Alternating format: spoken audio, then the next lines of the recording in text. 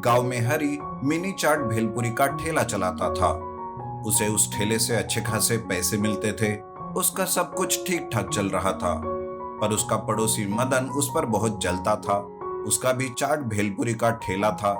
वो हरी का काम बिगाड़ने के लिए अपने चाट भेलपुरी की कीमत कम रखने लगता है, जिस वजह से हरी के ठेले पर कोई नहीं आता।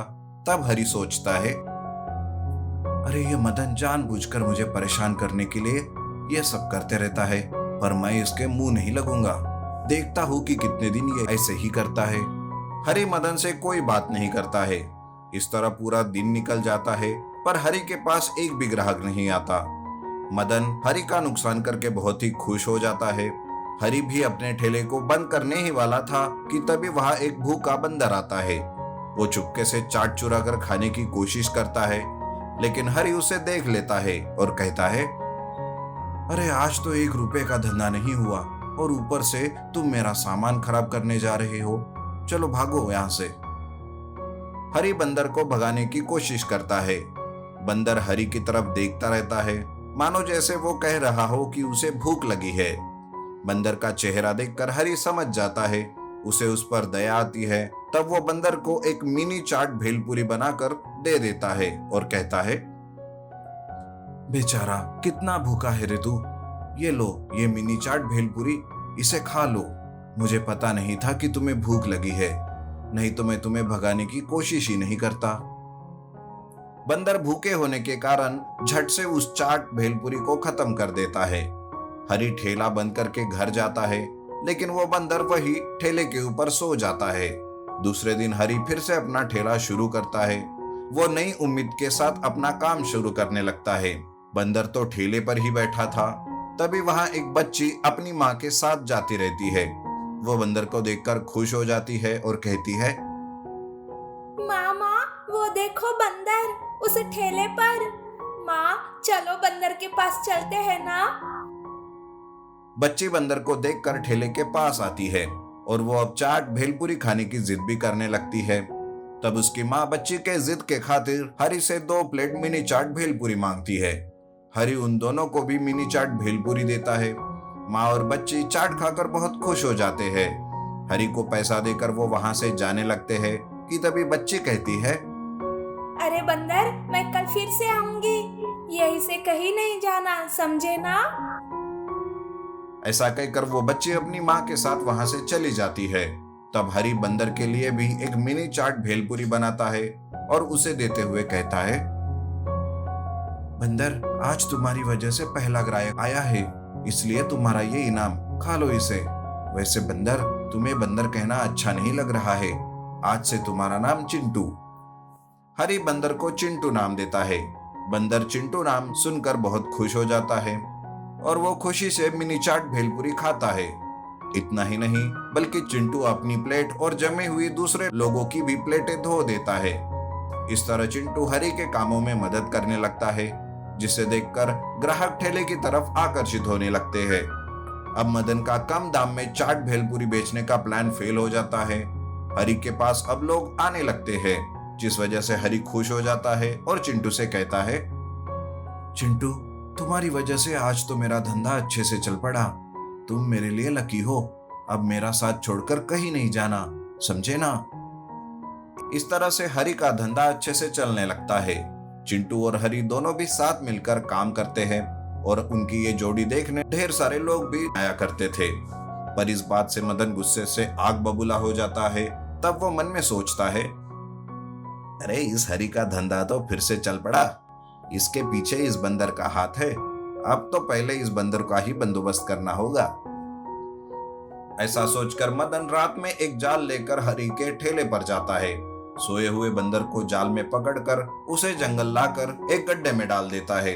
इतना ही नहीं, बल्कि वो वापस न आए इसलिए उसे एक इंजेक्शन भी लगाता है, जिस वजह से बंदर बेहोश हो जाता है। तब मदन कहता है, इस गड्ढे में जब बंदर को होश आएगा तो वो गड्ढे से बाहर ही नहीं निकल पाएगा।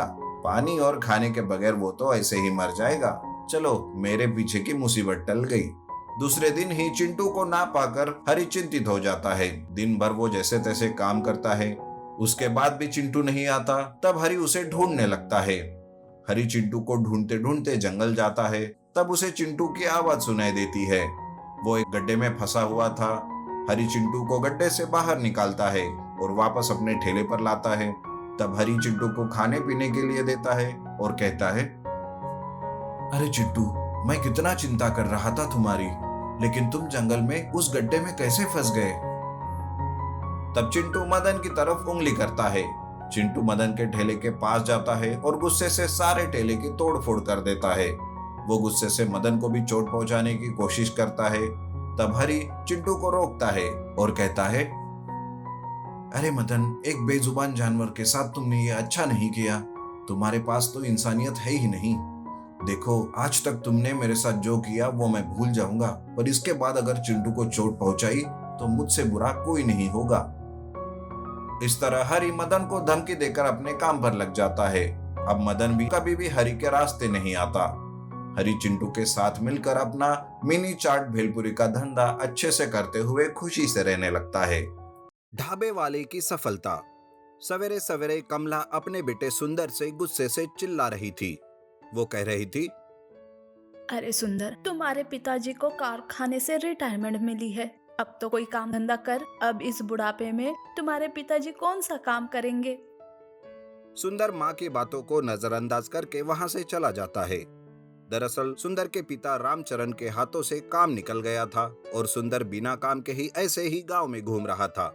काम ना होने की वजह से घर में पैसों की कमी महसूस होने लगती है। तब रामचरण कमला से कहता है, सुनो कमला, ये सुंदर तो कोई काम नहीं कर रहा है, पर हम भी तो ऐसे खाली नहीं बैठ सकते ना। मैं आज ही फिर से कारखाने में जाकर मालिक से किसी काम के बारे में पूछ के आता हूँ। ये सोचकर रामचरण अपने कारखाने जाता है। तब वो देखता है कि मालिक कामगारों पर गुस्सा करते हुए कुछ कह रहे थे। तुम सब यूं रोज रोज काम करने में देरी क्यों करते हो? काम में देरी यानी नुकसान। अगर ऐसा ही रहा तो मुझे कारखाना बंद करना पड़ेगा और ये मैं हरगिज नहीं होने दे सकता, समझे? ठीक से रोजाना वक्त पर काम शुरू किया करो। तब रामचरण वहां काम कर रहे एक मजदूर से इसका कारण पूछता है। तब वो बताता है, अरे क्या करे, ये कारखाना एक तो गांव से बहुत दूर है। जल्दी आने के चक्कर में घर से खाने का डिब्बा भी नहीं ला पाते। फिर खाने के लिए इंतजार करना पड़ता है। डब्बे वाला भी देर से आता है। तुम ही बताओ अब क्या करें? दरअसल वो कारखाना गांव से बहुत दूर था और मजदूरों के काम में देरी का मुख्य कारण खाना था। तब रामचरण को कारखाने के सामने ढाबा शुरू करने का आइडिया आता है। वो तुरंत घर जाकर कमला को ये सारी बात बताता है। तब वो दोनों मिलकर गांव के बाहर कारखाने के सामने अपना ढाबा शुरू करते हैं। मजदूर रामचरण के ढाबे पर रोजाना खाना खाने आने लगते हैं। उसी के साथ रास्ते से आने जाने वाले भी काफी सारे लोग रामचरण के ढाबे पर खाना खाने के लिए रुकने लगते हैं।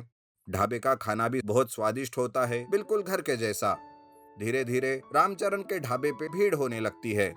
तभी एक मजदूर रामचरण से कहता है, रामचरण जी, आपकी वजह से हमें घर का खाना मिल रहा है।